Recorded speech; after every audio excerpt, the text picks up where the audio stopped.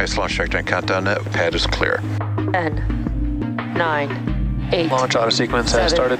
6, 5, 4, 3, 2, 1. Go for launch.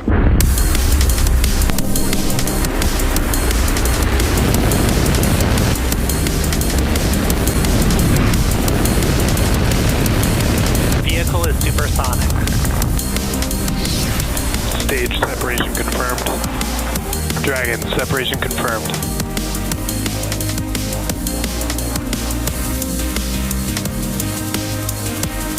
Stage 1 is transonic. Landing legs have deployed. And Falcon 9 has landed. Hello everyone, it's Tuesday, June 18th, and you're looking at a live view of our Falcon 9 rocket, awaiting its 8:23 p.m. Eastern Time launch from Space Launch Complex 40 at Cape Canaveral Space Force Station in Florida. My name is Kate Tice, and I'm a Senior Engineering Manager here at SpaceX, joining you from our headquarters in Hawthorne, California. Welcome to our live launch coverage of the Astra-1P mission on behalf of our customer, SES.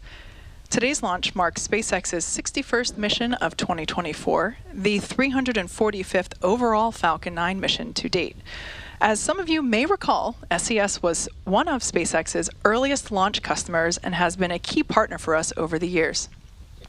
Astra-1P marks our 12th dedicated mission with SES, having first launched SES-8 in 2013, and most recently the third O3B mPOWER mission last year. But perhaps most notably, back in March of 2017, SpaceX launched SES-10 on what was the first reflight of Falcon 9. I remember that webcast well, and to this day, it remains one of the most exciting missions I've ever hosted because that was the first ever launch of a flight-proven booster, meaning it was the first time an orbital-class rocket had ever flown twice. Now, just 7 years later, SpaceX has reflown Falcon rockets 289 times, which includes 4 boosters that have completed 20 or more flights each. Pretty incredible. Today, we will add one more to our tally with the launch of Astra-1P satellite. Astra-1P is a wide-beam broadcasting satellite with 80 Ku-band transponders for broadcasters and content owners across large TV markets in Germany, Spain, and France. We'll have more to share about today's mission later in the webcast. We're currently at T-minus 11 minutes and 11 seconds, and the vehicle's looking good, and teams are not working any technical issues. However, winds have been a watch item tonight, so we will continue to monitor weather closely. If for some reason we can't launch tonight, we do have a 2-hour backup window available tomorrow, opening at 5:25 p.m. Eastern Time.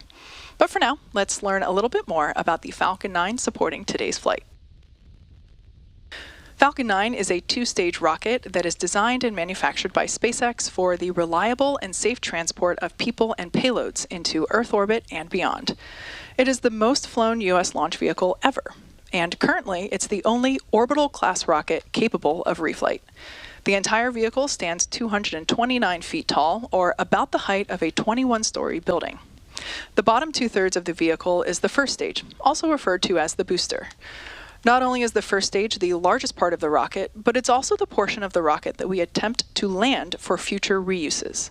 Today's booster will be flying for the 9th time, having previously supported Axiom 2, Axiom 3, CRS-30, Euclid, and 4 Starlink missions.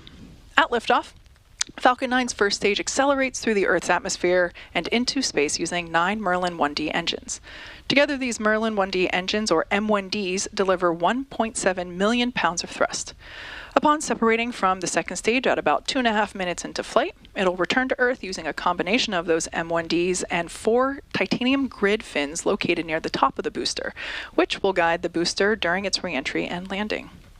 After stage separation, the booster will be attempting to land on our drone ship Just Read the Instructions, as you see there on your screen, which is currently parked out in the Atlantic Ocean.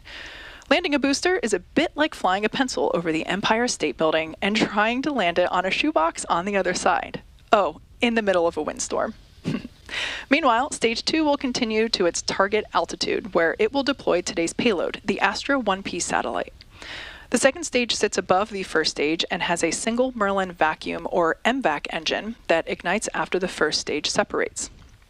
The Falcon 9's first and second stages are connected by the black carbon fiber interstage, which houses the MVAC engine nozzle and the system that decouples the two stages during stage separation. And located above the second stage is the payload fairing, and that is the large barrel structure at the very top of the rocket, which you see right there on your screen. Inside that fairing is the Astra-1P payload, which you can see here, which you see the payload fairing there, and inside that is the Astra-1P payload. These are 17 feet in diameter, and the carbon composite fairings protect satellites on their way to orbit and are jettisoned approximately 3 minutes into flight. The fairing halves supporting today's mission are both flight proven, with one half flying for its 6th time and the other half flying for the 7th time.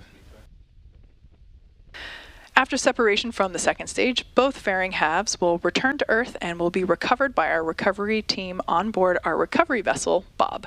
Bob is already deployed and ready to head over to those fairings once they land. Now, for now, here's more on today's telecommunications satellite. Television has been an indispensable part of our lives ever since its invention, bringing people together and connecting them through shared experiences. SES's satellites have been playing a pivotal role in delivering favorite content to viewers for decades. And now, we're thrilled to have our innovative Astra-1P satellite embark on its journey to space to do exactly that for years to come. Built by Thales Alenia Space, Astra-1P is the most powerful wide-beam satellite ever to broadcast from SES's prime orbital slot at 19.2 degrees east, with a sole mission to deliver superior TV viewing experiences to 190 million TV households across Germany, France, Spain, and beyond. With superior reliability, wide reach, and unparalleled image quality, public and private broadcasters, sports organizations, and content owners can rely on Astra-1P to reach their audiences across Europe.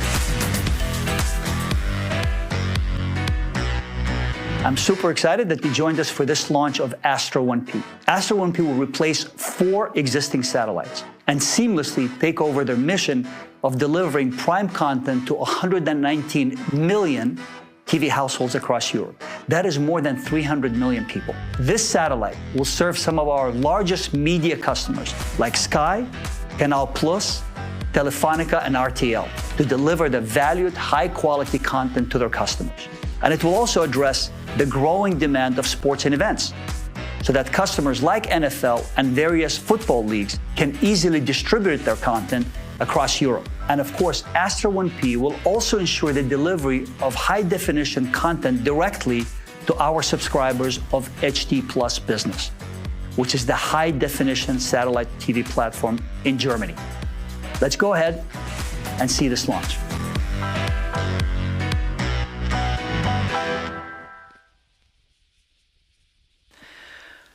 Unfortunately, while we were in that customer package, we did hear the unfortunate news that due to the winds that we mentioned earlier in the webcast, that we are forced to stand down from today's launch attempt. However, the vehicle and the payload remain in good health, and as I mentioned before, our next launch opportunity is tomorrow, June 19th, with a 2-hour and 49-minute launch window opening at 5:25 p.m. Eastern Time. As always, thanks for watching, and we hope to see everyone back here for that next attempt. Have a good evening.